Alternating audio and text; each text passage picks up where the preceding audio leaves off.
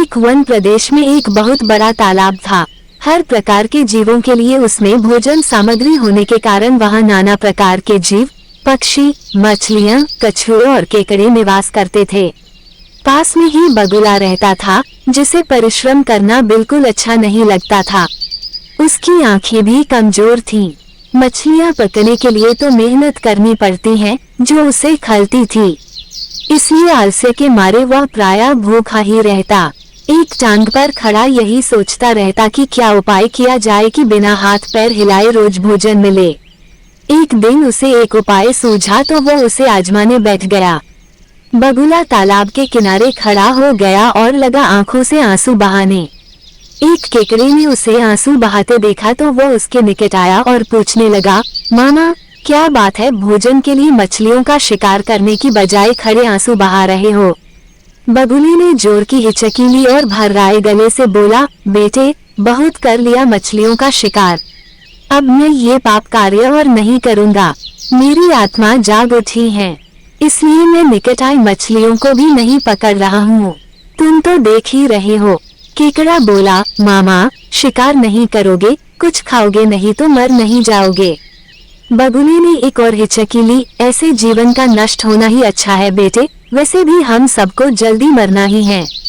मुझे ज्ञात हुआ है कि शीघ्र ही यहाँ 12 वर्ष लंबा सूखा पड़ेगा। बगुले ने केकड़े को बताया कि यह बात उसे एक त्रिकालदर्शी महात्मा ने बताई है, जिसकी भविष्यवाणी कभी गलत नहीं होती।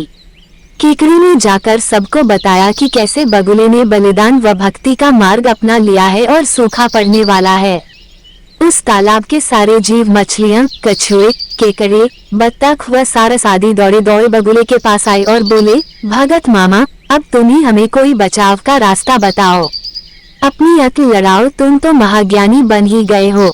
बगुले ने कुछ सोचकर बताया कि वहां से कुछ कोस दूर एक जलाशय है जिसमें पहाड़ी झरना बहकर गिरता है।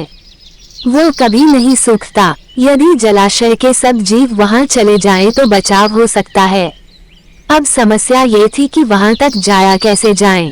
बगुले भगत ने ये समस्या भी सुलझा दी। मैं तुम्हें एक एक करके अपनी पीठ पर बिठाकर वहां तक पहुंचाऊंगा, क्योंकि अब मेरा सारा शेष जीवन दूसरों की सेवा करने में ही तो गुजरेगा।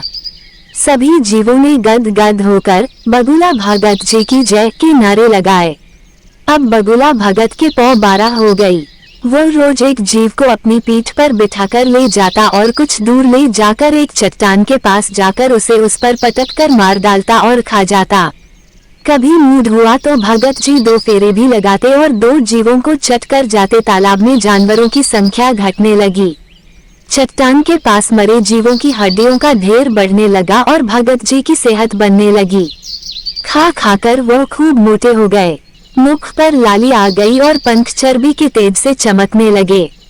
उन्हें देखकर दूसरे जीव कहते, देखो दूसरों की सेवा का फल और पुण्य भगत जी के शरीर को लग रहा है।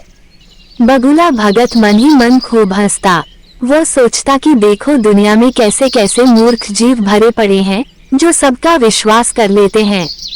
ऐसे मूर्खों की दुनिया में थोड़ी चालाकी से काम लिया जाए तो मजे ही मजे हैं। बिना हाथ पैर हिलाए खूब दावत उड़ाई जा सकती है। बहुत दिन यही क्रम चला। एक दिन केकड़े ने बगुले से कहा, मामा तुमने इतने सारे जानवर यहाँ से वहाँ पहुँचा दिए, लेकिन मेरी बारी अभी तक नहीं आई। भगत जी बोले, बेटा आज तेरा ही नंबर लगाते हैं, आजा मेरी पीठ पर बैठ जा। केकड़ा खुश होकर बगुले की पीठ पर बैठ गया। जब वह चट्टान के निकट पहुंचा तो वहां हड्डियों का पहाड़ देखकर केकड़े का माथा ठनका। वो हकलाया, ये हड्डियों का ढेर कैसा है? वो जलाशय कितनी दूर है मामा? बगुला भगत ठा करके खूब हंसा और बोला, मूर्ख वहां कोई जलाशय नहीं है। मैं एक एक को पीठ पर बिठाकर यहाँ लाकर खाता रहता हूँ। आज तू मरेगा। केकड़ा सारी बात समझ गया। वो सिहर उठा, परंतु उसने हिम्मत न हारी और तुरंत अपने पंजों को आगे बढ़ाकर उनसे दुष्ट बगुले की गर्दन दबा दी और तब तक दबाए रखी जब तक उसके प्राण पखेरु न उड़ गए। फिर केकड़ा बगुले भगत का कटा सिर लेकर तालाब पर लौटा और सारे जीवों को सच्चाई बता दी कि कैसे दुष्ट बगुला भगत उन्हें धोखा देता रहा।